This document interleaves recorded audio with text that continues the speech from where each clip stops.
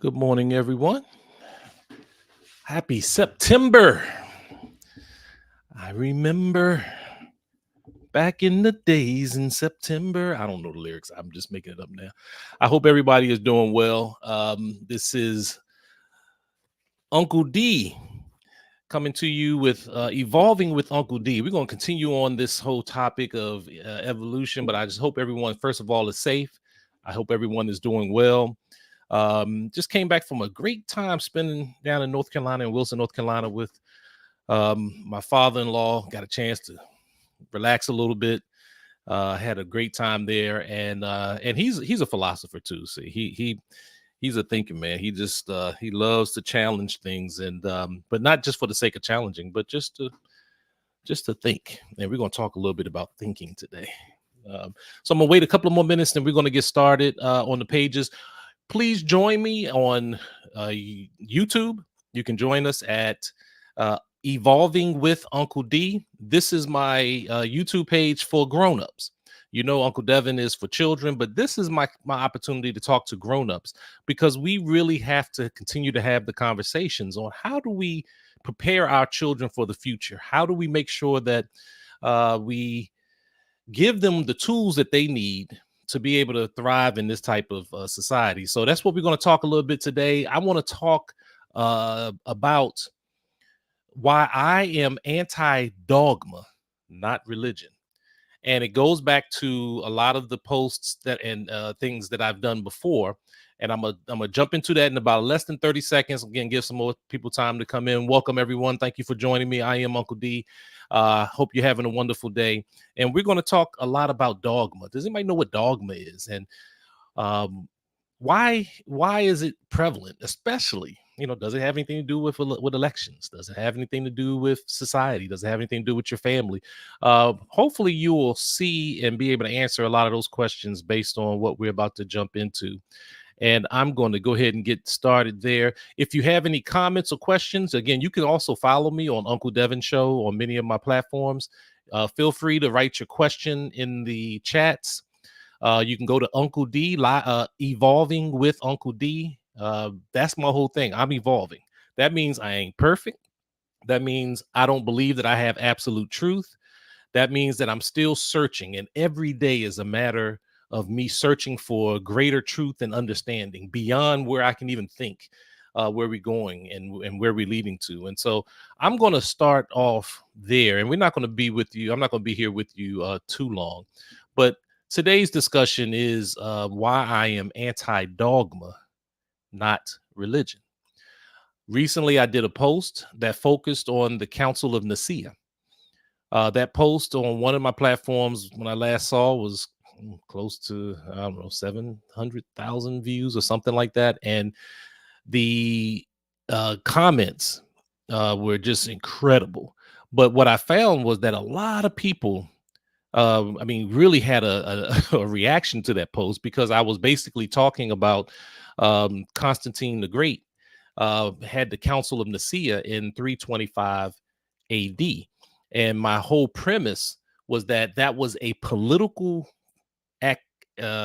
convention that was designed for the specific goal of controlling not only what was going on in the religion, but it was a part of colonialism, part of European colonialism, the early stages of European colonialism. Um, and there was some people that, again, it's okay to disagree, because that's what we do. That's part of life, and I can deal with that. I welcome people to provide me with your aspect of truth and your understanding and your knowledge. I learn a lot from a lot of people. What was interesting was those who just immediately said, "You're lying," which would suggest that I have intentionally taken the truth and turned it upside down, and is now putting out intentionally wrongful information. And many times people have created their own analysis based on things that we've been taught. And it's hard. It is really hard to disassociate yourself from things that have been taught to us when we were little, especially if it's only been something that was given to us that we have not verified. I've been the victim of that. In fact, most of my life has been to counter most of the things that were taught to me when I grew up in the church, things that I learned in school. I've always said that my life is, and that a true life is having the willingness to unlearn everything that you know, because whatever is truth is going to stick. But are we really, really, truly willing to admit that some of the things that we may have learned is false? So let me just start off with this. Today's, again, I'm going to talk about dogma, and I like that term a lot. And a dogma is an axiom or an authoritative set of beliefs that are unconditionally and unquestionably accepted as truth. Now, I'm going to stop right there, because when we talk about that definition, the most important thing is, well, two things. It's an authoritative set of beliefs. So that means there's some authority that have said that this is truth. And then the second part of that is it states that things that we unconditionally and unquestionably accept as truth. That means we accept them uncritically. We just blindly accept them as truths without even giving any pushback. Growing up in the church that I grew up in the AME Zion Church. My family is grown up there, and I have great fond memories. Many of my friends are still there. We still study, talk, whatever, all those things. But what I've come to realize, though, that when I grew up, I was just told how to think and not how to think, what to think and not how to think. And it was done unconsciously. I mean, I don't even think many of them knew that that's what they were doing.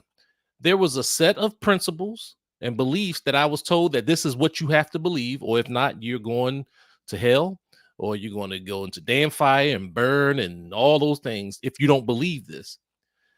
And questioning really wasn't something that was really allowed. I mean, it was, I mean, if you go to certain studies, Bible studies, Sunday schools and all that, there was some discussions that came up. I even had one pastor that said that his Bible study wasn't a think tank. I'm just going to teach what he taught, whatever he taught, and that's what you had to learn. So we talk about dogma. Dogma is really just authoritative set of beliefs that are unconditionally and unquestionably accepted as truth. We talk about someone who is dogmatic, and that's a person who is unwilling to accept ideas or opinions contrary to their beliefs or their established beliefs, regardless of whether the new ideas are accepted. The new ideas are confirmed through objective truths or not. So now you have a situation where when you present something, some aspect of knowledge, are we willing to be objective in whatever knowledge that we have? I am not, and I never will be, anti-religion. Religion is a very major part of who I was and how I grew up. I really don't care how people believe or what people believe. And I will fight for your right to believe what you want to believe. Should be a unequivocal right for everyone to believe what you want to believe. The problem becomes when we start forcing other people to think the way one group of people through their dogma believes through legislation. So you have in this country, we talk about the white right. The white right. And they're so powerful that they're making legislation based on their dogmatic beliefs and forcing that on other people. Now we got a problem. Now we can put the gloves on and we can start rumbling, because I cannot allow, and we should never allow, someone's perceptions of the world, primarily perceptions that they've gained uncritically, to become the dictate for everyone else in society. And that's where I will go to city council meetings, and that's where I will organize to make sure that we can change these different things. I mean, let's think about it. In the 17th century, for example, the astronomer and mathematician Galileo found evidence that the solar system was what they call heliocentric, if I'm pronouncing that correctly. And heliocentrism means that the planets, including the Earth, revolve around the sun. At that time, however, the geocentric solar system model was the established dogma, which meant people believed that the sun revolved around the earth. Now, both religion and scientific authorities refused to even consider Galileo's evidence. That's an example of a dogma. You've seen this a lot, especially in the early ancient times, when ancient Greeks thought that the earth was flat and patterned their whole life based upon that particular thought, and and refuse to accept some of the other ideas, especially those ideas coming out of Africa that said, "Oh no," because the Africans knew that the sun, I bet the earth revolved around the sun. Um, it's amazing on you take a look at these different concepts. There was other concepts that, when you come to take a look at how and why people are afraid of change. I heard someone once say that most people, well, don't believe most people when they say they want to change, because they really don't. Change is hard. Change is something that you're used to, and because you're not sure where what you're going to get once you change. And growing up in the church, as I mentioned, I learned very quickly that, of course they killed Jesus. We know, he was crucified. But the one thing about it was he was crucified not because what he was bringing, because they saw what he brought the good news, right? But they did not crucify him because what he brought was good. They crucified him because what he brought was new. And anything that new that challenges the status quo gets this type of reaction. We see this time and time again, which is why we have to always question things. I agree with the great W.E.B. Du Bois when he said that most educated modern men no longer believe in religious dogma. Now, there are many types of dogma. There's political dogma, there's religious dogma. Just because you are religious doesn't necessarily mean that you accept a dogma. So this is not an anti-religion comment or post. We're talking about religious dogma, those who accept things without even trying to verify the truth in what they have. Um, and let's see here. We got so he said most educated modern men no longer believe in religious dogma. If questioned, they will usually resort to double talk before admitting the fact. And so for me, that's what I learned very quickly as I started doing my research, especially in the early 1990s, long before there was any internet. There was no internet. I was in the library, spending most of my 20s doing research and digging up this information. Um, and and so, part of it was recognizing that it's okay to think. In fact, as a children's artist, a music artist, most of my music helps to reinforce these common principles of thinking. That's why I did a song called Thinking. Got to go back and check it. I've never done the video. Well, we have the video. I've done the everything to cut the video. We just never combined everything together. I got to go look for that. But I have a song called Thinking. Hey everyone, I got a message for you. There's something every day that you must do. Let me tell you something. It won't cost you nothing to learn right from wrong and what's false from what's true. It can be done in the sun or the rain using the muscle in your head called a brain. Information is fine, liberating your mind all the time. That's called thinking. And then I just go and start telling stories about the importance of thinking. It's okay to ask questions. And if you ask questions, though, you got to also be willing to go and find the answer. Don't just wait for someone else to give you the answer. You got to go and become your own researcher. We ask these questions a lot. I ask a lot of questions a lot because I love truth. I'm a truth seeker. And I believe in objective truth, which is one of the things that I say that that many people can add to their study. I know people who look for objective truth and they belong to a religion. I know those who don't belong to a religion and are objective truth. It doesn't matter where you are and what stage of life you're in. I'll give another example if I can, using children's music as how these stereotypes and how this dogma is used to shape minds even today. Right now, we know that if you think back on on the whole concept created by European scholars and scientists referring to people of African descent as monkeys. Now, this racist belief helped to establish white supremacy and the cultural inferiority within African communities. Now, there's a video, you can look it up on your own. Just Google Ronald Reagan and what's Nixon? Richard Nixon. They had a conversation and they were talking about people in Africa. And you'll hear both of them laughing and joking, calling people in Africa a bunch of monkeys.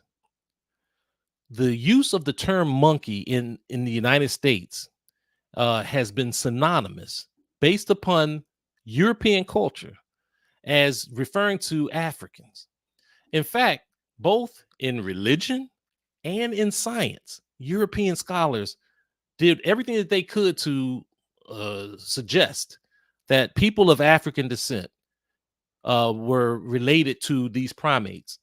That was so that it can justify their belief that the way that they were treating us was okay because they were only animals. They're not real people.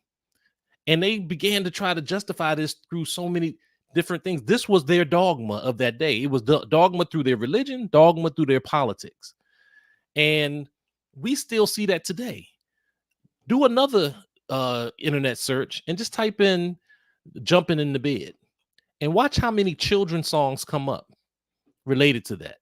There were 10 in no, not that's not how it goes. Five little monkeys jumping in the bed. One fell out and bumped his head. Mama called the doctor, and the doctor said, "No more monkeys jumping in the bed." Well, that's a racist song that goes all the way back. Actually, some may even say it goes back to a slave. Let me make sure I get this correct. The song goes back to a song called what type of bread was it, Lily? I know you're gonna kill me for forgetting this. Shortening bread. That's it. A song called Shortening Bread. Shortening Bread was a work song that slaves sung while they worked. And but it then became a song used by whites in blackface during the minstrel times, and they created this thing, and it became five little N's, the N word, five little engines, which they call for Indians. It was 10 little, I mean, you had so many different derivatives of it. 10 little Indians, 5 little ends. It all comes down to that. And one of the most famous books written by Agatha Christie, her book, which is now called And Then There Were None. Well, the original title was 10 Little N Words. And the story is a captivating book about how, at the end of the day, who kills, a mystery type of thing. But Agatha Christie sold this book, millions of copies of this book around the world. They used every aspect of society to promote this aspect of dogma in society, and it's still being used to this day in music, which is why we start We Nation Radio. We Nation Radio is an alternative to all this negative dogma. We put time and research into presenting songs for children 0 to 12 with a specific target of children in the Black community, because we have been so vilified for over 200 years. So We Nation Radio stands for Watoto Entertainment and Education, and Watoto is Swahili for children. And it plays the best in R&B, hip hop, funk, jazz, reggae, go-go, calypso, African rhythms, and more. And we also play music by artists such as myself who dedicate their life to children's music. I mean, and some of the best music. We are not dumbing this music down. You're not just sitting here listening to Old MacDonald Had a Farm, although you will hear a great rendition of that by the great Ella Fitzgerald. Oh, she killed it. She killed it. But you will hear some original music, a lot of original music from all age ranges between 0 and 12. So we use our platform to help prepare our children to think objectively, to think critically. Um, and for me, this is why I am anti-dogma. Dogma imposes the will of others onto other people. That's why I'm against that. I am not against religion. I'll never be against religion. I don't care what people believe. I have beliefs. You have beliefs. That's okay. But I also will not allow or won't sit quiet in a society that continues to try to dictate through their dogma how I should live and how I should look at things. And that's what I'm going to always fight as we, continue to move in that direction. And so let me also say, I mentioned my song "Thinking," and I got to do some other research. I don't know. I remember hearing the great Gregory talk about monkeys and the relationship to King Kong and African American boxer who was dating a white woman, Jack Johnson, I think it was. I have not been able to find the actual facts of that, but he was saying that that whole movie was based on him because he was the greatest fighter, just slaughtering slaughtering people in the ring. And he was, he was a very dominant boxer, African, I say of African descent, but black boxer. Um, and then what really set them off was when he started dating a white woman. And some say it was around the same time as the movie King Kong and that whole, and the fact that the boxing capital of the world at that time was in New York, Madison Square Garden or whatever it was, or somewhere in New York, which is why King Kong was in New York. I haven't verified that yet. I'm gonna have to do some more research on that, and we'll see about it. But I want to go back to this whole thing about dogma and why I'm always pushing Africa in what we talk about. Part of the dogma of today, and a reason why a lot of people, when they come across my posts, let me keep an eye on the time. I don't want to be here all day. Why a lot of people have a problem with my posts is because of European, uh, uh, I guess, imposition or cultural imposition, because of racism.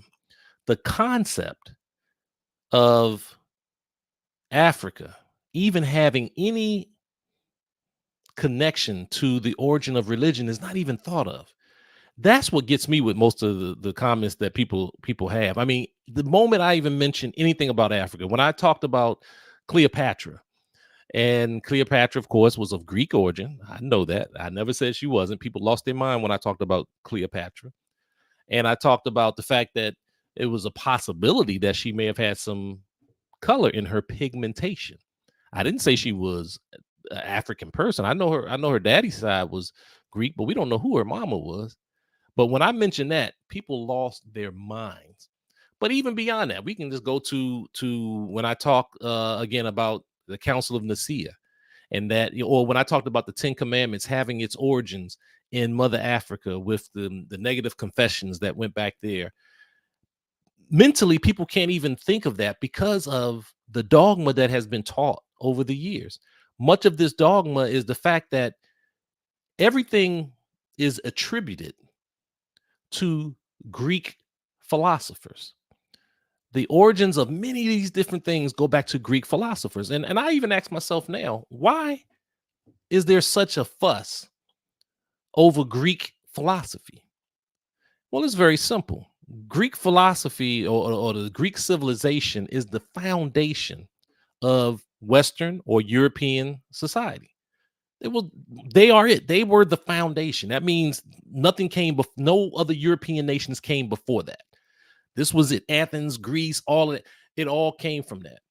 And what's very ironic in the talk about the fact that people aren't willing to look at things objectively. I mean, you can just, I mean, I'm a political science major, political science, and I had to study Aristotle, Socrates, Plato, Descartes, all these different philosophers. I'm going to read a section, read something from one of the books that I had when I was in college that I found on my own, thanks to my friends at Everyone's Place African Culture Center in Baltimore, Maryland, up on North Avenue. If you haven't been up there, you got to go. They've been there now for over 40 years. And I remember when they started selling books out of their car. We all went to college together, and Nati, and to be a peace and blessings to you. Um, and I told him the struggles I was having in my political science class because I went to an all white school, and all they would talk about was these white philosophers. And I knew that civilization existed thousands of years before European society did. Did we not have ideas and thoughts? Did we not have religion and love and war and all? Didn't we have something? And he handed me this book called Stolen Legacy by George G.M. James. And I read that book almost in one day. I sat there and I went back to class and at the rest of the rest of the semester, and I was just going toe to toe with these professors.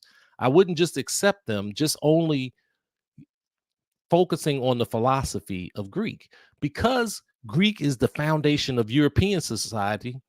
That's why they were elevating that, because in their mind they could not have been anything before that, because they saw us as animals, as monkeys, as less than human beings. So we certainly could not have come up with any of these ideas. But I'm gonna read something to you that George G.M. James talked about. He said another point of consideration, or of considerable interest to be accounted for, was the attitude of the Athenian government towards the so-called Greek philosophy. Now, in Athens, Greece, that was the capital of Greece. And they had a certain attitude toward their own philosophers, which it regarded, let me go back, I hit the wrong button, which it regarded as foreign and treated it accordingly. So their own philosophers, and Anaxagoras, he was in prison and exile. Socrates was executed. Plato was sold into slavery, and Aristotle was indicted and exiled. While the earliest of them all, Pythagoras, was expelled from Croton in Italy. Can we imagine the Greeks making such an about turn as to claim the very teachings which they had first persecuted and openly rejected? Certainly, they knew they were usurping what they had never produced. And we enter step by step into our study, the greater do we discover evidence, which leads us to the conclusion that Greek philosophers were not the authors of Greek philosophy, but the Egyptian priests and hieroglyphics. You can go back and look at their studies. They tell you that they studied in Egypt. These Greek, it was foreign in Greece because Greece did not have it. These philosophers were bringing this study back after going through the initiation processes in Egypt, and then they were persecuted either politically or physically. And this philosophy is what much of today's dogma does not allow, because mentally they cannot conceive of the fact that religion and art and music and philosophy and math all had its origins in Mother Africa. We talked about Egypt, and Egypt got it from Ethiopia and the Nile Valley. You can go, it came up through Central Africa, not down from Europe.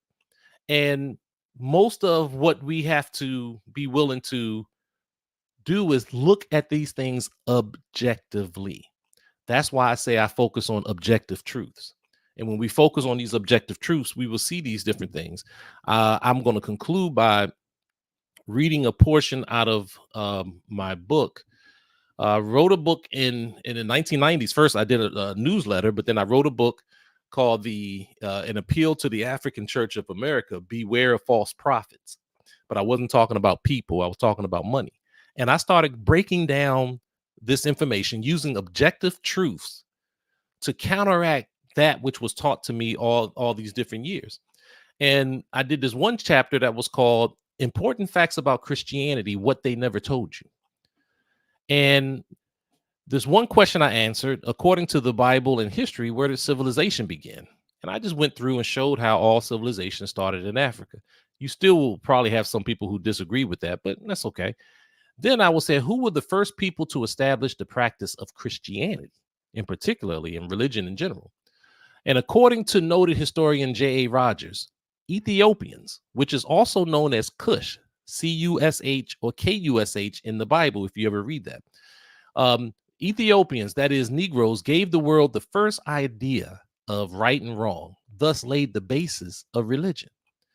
In addition, Dr. Yosef ben Yakinen agrees that religion was born in Ethiopia many years before Abraham, the Hebrew Jew, was born. He writes the whole concept of a god or gods came out of the Nile Valley African civilization thousands upon thousands of years before Sumner or the kingdoms of Hammurabi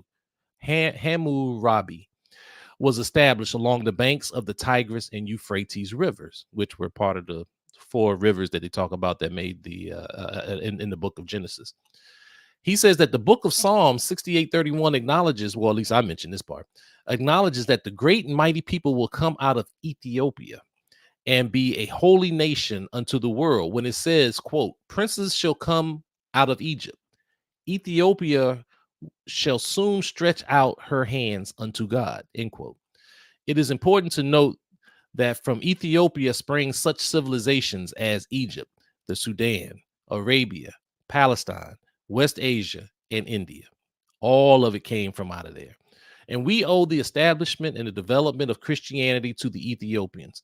Once again, quoting Dr. Ben, at no time in their, talking about Egypt, and no time in their history is there any record of them being exposed to such knowledge before their encounter with the indigenous Africans of the Nile Valley, or the Ethiopians, who had settled in Sais, Egypt, for thousands of years before the Jews came. This then appears to be the beginning of what is today called Judaism, Judeo-Christianity, Christianity, and Islam. And so, and I went on, it talks about how the first person baptized, Acts, in the book of Acts, chapter 8, 26 through 40, it talks about how the first person baptized was an Ethiopian.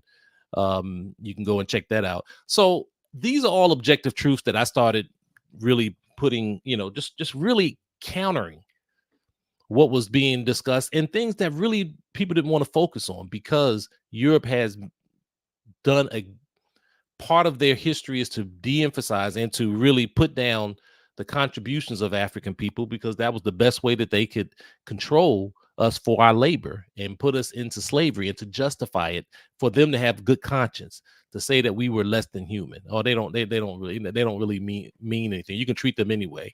And that behavior still exists with teachers toward our children in schools to this day, in court systems, in the police relations, all these types of things that we need to continue to change. So I'm going to just say that, again, this is one of the reasons why I am anti-dogma, not religion. I see that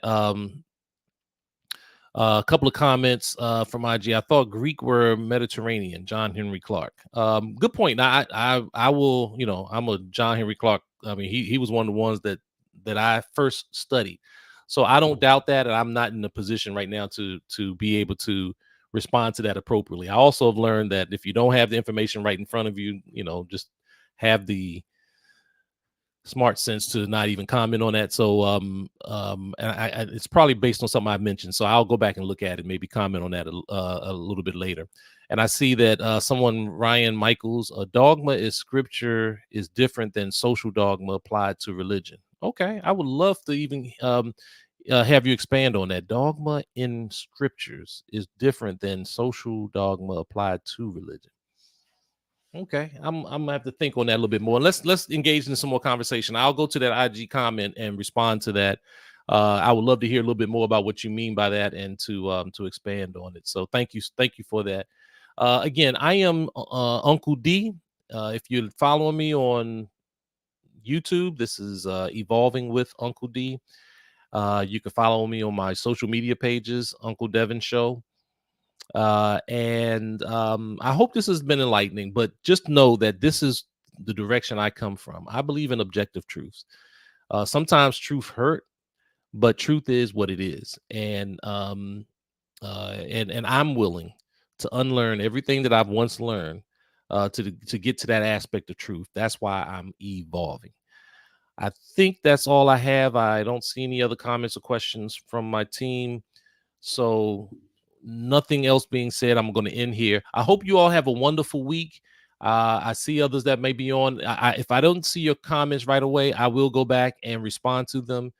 And hopefully next week, I'll come back to you again, and we'll continue some more conversations around this whole piece, and to give examples of what I'm doing to counter additional things that I'm doing to counter dogma in society. All right.